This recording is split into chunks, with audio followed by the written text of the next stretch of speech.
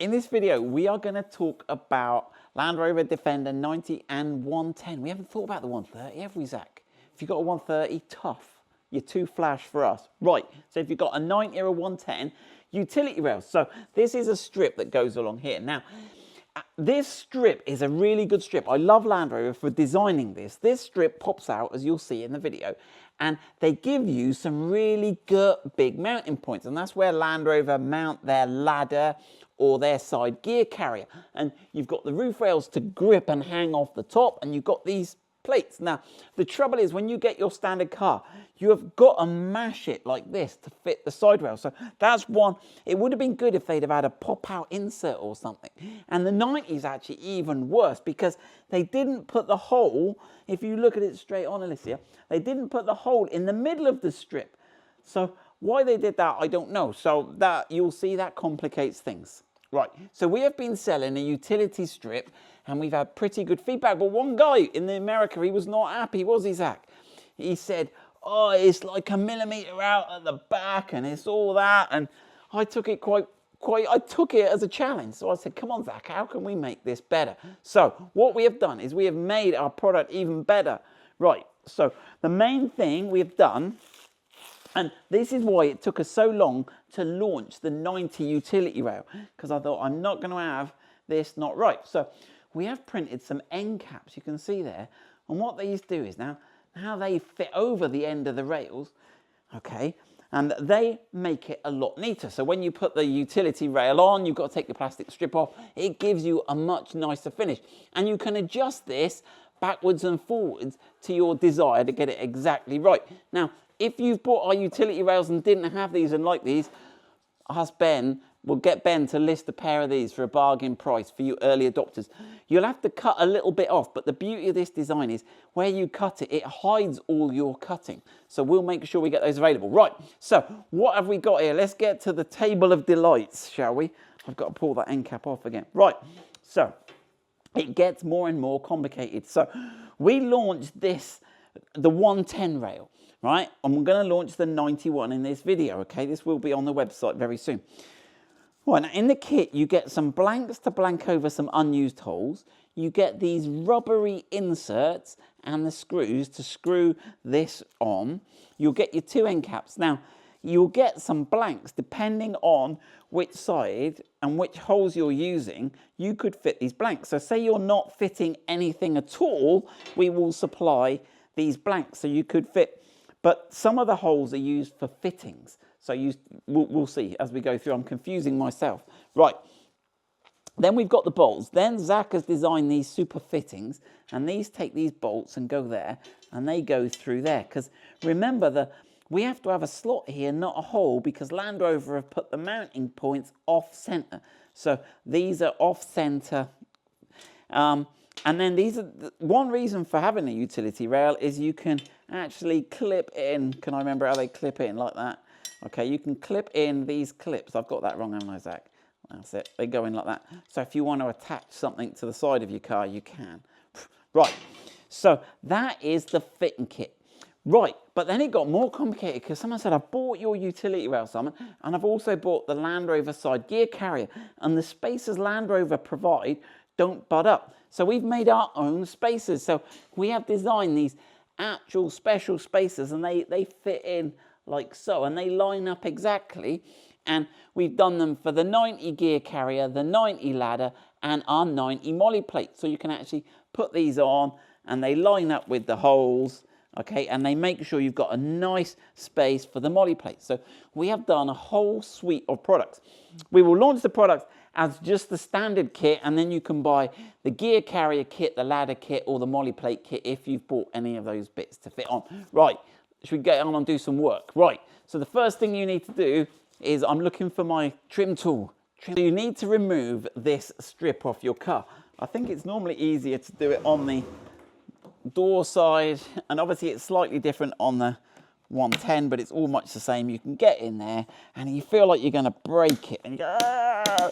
And it sounds horrible, but to date we haven't broken one of these clips, have we, Zach? They are really good sort of plasticky clips. Now this rail is really hard, so one thing I envisage people buying the utility rail for is they don't want to go doing this Wolverine style butchery to their car. They want to take this beautifully painted, and bear in mind it's always body colour, it's not always black, it's white or green. They can put this away in their loft, and then when they sell their car, especially if it's on lease or finance, you can fit whatever you like and then take it all off, bolt that back on, and the lease company will never know all the fun you've had. Right, let's get some bits. Right, first job. Now, obviously, this is slightly different on the 110, but we've already done the 110 video. On the 90, you don't use all the fitting holes. So if you put some masking tape on the paint or on the window, and then my glamorous assistant is going to offer up the rail. So you're looking for these threaded holes. Now, these threaded holes may be covered on your car with sellotape. So just check out, they might have, you can see the remnants of the circular tape they have. Land Rover fits that. So make sure you've got your big holes lining up. Now, obviously this, without the end caps, is a little short. So you can see we need a fitting, one of the small, you see how these are countersunk holes? We need one there. Obviously we need that one because he's a big one. We need that countersunk hole there, right? We've got the big one in there. We've got the big one's going to hold it on there. We've got a little one here, a little one here, and a little one here. Now, if I take that away, right, you will notice there are some that are not used. So this one, for example, is not used. So what we're going to do, we don't want water getting in those, so we're going to fit the stickers to those. Right, so Zach has designed us some square vinyl stickers that we can position over the unused holes. Right, so let's have a look. So we're not using that one. Okay, now the reason we don't need them is that one is so close to this one, there's no point in. So that one, we're good. That one's not used. Again, that one is between these two. Okay, right, that one. Right, that is all right. So everything else is used. So Zach gives us exactly the right. It's all going well so far, Zach. Right. Now, we're done with our masking tape now, so we can remove that. Right, next thing we need is these rubber inserts. So let's take the square one first. The square one goes at the front here, and he's a round hole, okay? And I should just push it in, okay?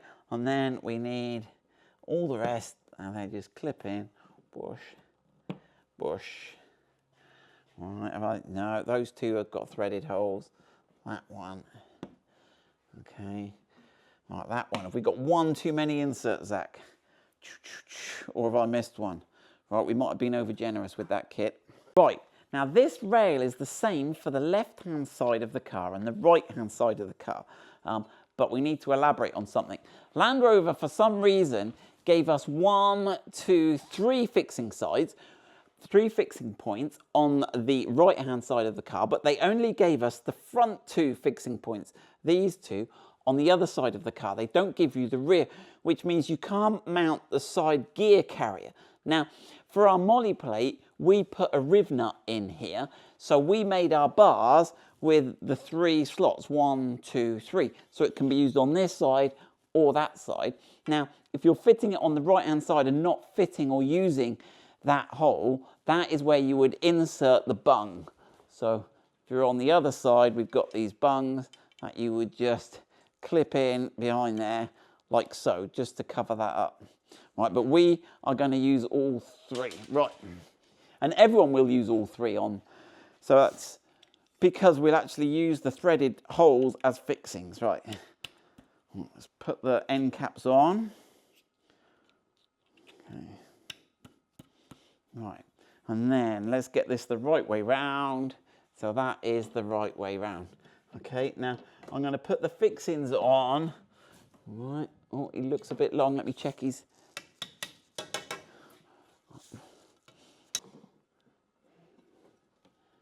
Right, there we go. He's all good. Right, so let's take one of those screws and see if we can get one in. He's lined up. Get one of those in gently. Thank you, Zach. Now, you don't want to do these too tight because we've got to get all of them in. Yeah. Now, the rubbery bits do move, so they might not be dead central, but you can see we've got the hole there. There's another one there. And in fact, I'm not going to tighten these up fully until we've got all the fixings in. Let's move towards the rear. Should be sort of holding itself now, shouldn't it? Right, let's have a look what we got. Right, so as you get to the back, the fixings, they look like they're slightly high, and it will pull it up, but the plastic will touch the window. Right, and the last one, okay, and that's brought that one in line. Right, okay, let's leave those there for the minute. Right, now you will need these 3 spaces. Now, obviously, this point, if you're fitting a molly plate, you might be going slightly off piece now, but we're just going to do the standard fitting. So these are the ones on the 90, they'll be slightly different. Now, obviously, you can get these up 2 ways. They can go this way or the other way, but you need to get it so the hole is higher in the rail, okay? And then you can line those up. That's one. Okay. So yeah, you got the thinner web at the top, the thicker web at the bottom. Now I'm actually going to put the black side rail on here, but I think the video is going to look better with the. Right, and then the last one on, and they sort of slide in the rail, which is quite cool.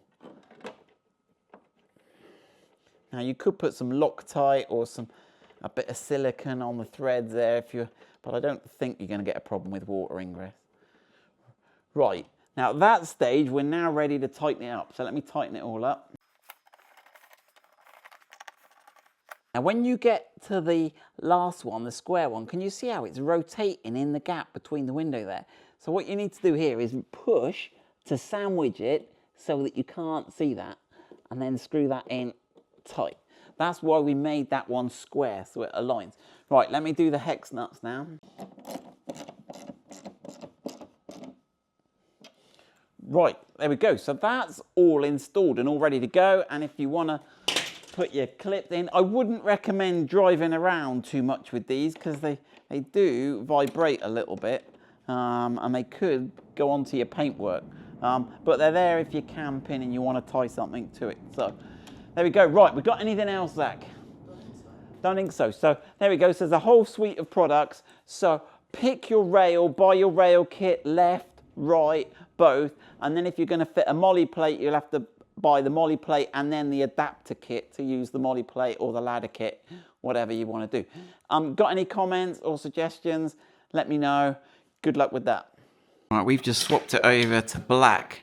So just for those who want to see what the black is, but we thought we'd do the video with the silver because the contrast was better. But that's what the black one looks like.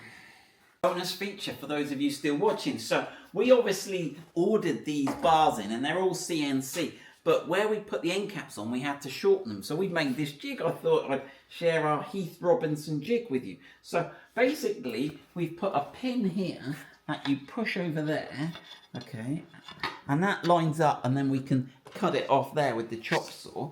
But we also needed to cut the other end. So we put this little traffic light here. So if you've got that pin and you see green through it, and then when you put it the other way around, we've done the same. We've got a pin here, but you use it upside down, and you put that over there. You find that little pin. I'm not making it look as easy as we did, okay? And that's how we cut them all to length. So we've had to do that for the ones, but obviously now with the manufacturer, we've got them to CNC chop them. But there you go, bonus feature.